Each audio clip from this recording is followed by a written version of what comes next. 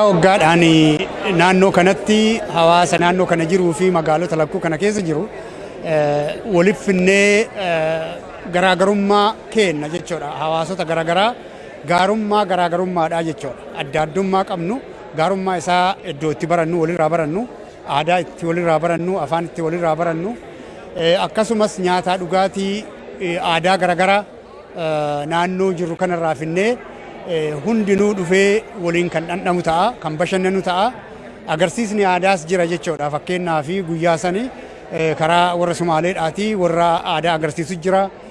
Oromiyaa Youth Association warri waldaan dargaggoo Oromiyaallee aadaa agarsiisa. Warri American Indiyaanii jiru. Warri Cedar Cultural Center warri tiyaatiriidhaan beekamis artistoonni garaagaraa ni agarsiisu. Kan biraas ni jiran jechuudha. Guyyaa hawaasni bal'inaa walitti dhufee bashannanee wal baratee waliin aadaa walirraa baru guyyaan sun ji'a kana fulbaana 22 sa'a 4 waaree booda irraa eegaleeti. Guyyaa san hawaasni keenya akka argamtanii aadaa keessanis agarsiiftan hawaasa biraatiinis akka wal gartan isin afeerra jechuudha. Anaan kan nade sidhamuu nama biraa maaloo awwaaluma kana dhaga'uun barbaadu. Dhiirri koo guutee jiru. Maal?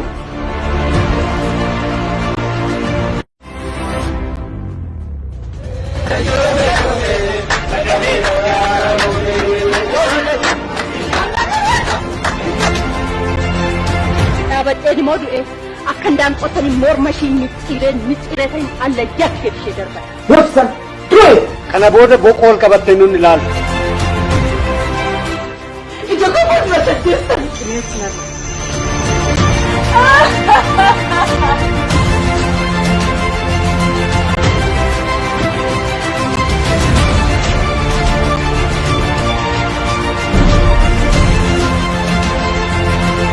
Warnanya tumal tunuribe warnanya Filmiin kunini artistii kennaa artistoota jajjabduu biyya keessatti yeroo dheeraa fi afaan Oromoo guddeessuu fi irra ifaajan irraa dalagamee Caaltuu Haayiluu tokkoffaa nama achi keessatti irratti dalagu tokko achi artistoota hedduu beekamtoonni achi keessa jira.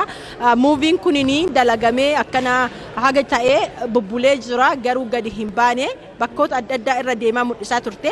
Amma Minisoota illee nu bira dhuftee carraa argattee Minisoota illee nu bira dhuftee mul'isuuf deemti. Lafaaf lafee jira lafaaf lafeeni gisee namoota keenya dhumatu namni keenya fixamu sanii wali qabatamee dalagamee jechuun lafaa fi lafee jechuudha isaa irratti iyyuu waan san waan ta'eefi gaafa Seektembarii 24ti Flyer illee bayee sheer godhu jirra Facebook irratti illee police warri argitan illee sheer godha afaan kennaa fi artistoota teenya jabeessuu fi gaafa Seektembarii 24 sa'a 5 irraa jalqabee adireesii akkanatti yaadadhu nu mantasita achirratti guyyaa sani achi akka tikkeetta keessan bitattaniitiin nu bira dhaabattanii micaqqii tana jabeessitanii artistoota teenya jabeessitanii isiniin jedha kana kagoonu afaan keenya guddisuu fi waan kana ta'ee fi Oromootiyaa bira dhaabadhaa koottaa tikkeetta keessan bitadhaa Facebook kiyyallee fayyinee Oromoo jedha achirratti illee wanni godhuu dandeettanii achirras itichaallee innis one of the organizer and that's wanna san keessatti please namoota kanneen reach out to gootanii tikkeetta bakka isin jirtanii isiniif innaa kabajaanii tikkeetta bitadhaa artistoota teenya bira dhaabannee haa jabeessinuu isiniin jedha lafaaf lafeeni Minisoota dhufu jira gaafa Seektembar 24 iskaajuwaalii keessan maarkii godha nurraa nafinaa hadaraa isiniin jenna mee bira haa dhaabannu artistoota teenya jedha galatoomii iticha. Talaaliiwwan humneessituu erga nu barbaachisu ta'anii namoonni maaliif talaallii COVID-19 fudhachuu qabu? Talaaliin ittisa hunda caalu kan nuti COVID-19 ittiin ofirraa ittisnudha. Talaalliiwwan jiran akkasuma dhibee hamaa fi du'a irraa ittisuuf ittisa cimaa kennu.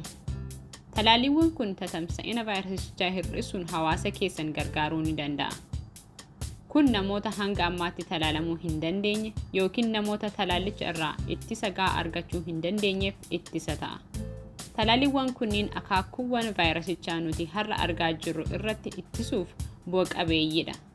Garuu dhibee haaraa hundi vaayirasichaaf carraa dabalataa bifa jijjiirrachuu fi talaalliiwwan kana jalaa miliquuf carraa kennaaf. Talaaliiwwan humneessituun COVID-19 akkuma talaaliiwwan humneessituu talaaliiwwan biroo vaayirasicha irraa ittisuuf ittisa sadarkaa guddaa argachuuf isin gargaaru. Ittisa jalqabaa sana argachuun garuu ammayyuu baay'ee barbaachisaadha. Hanga ammaatti hin talaalamne taanaan yeroon isaa amma. dhiyeessaa naannoo keessanii argachuuf vaccines.org daawwadhaa.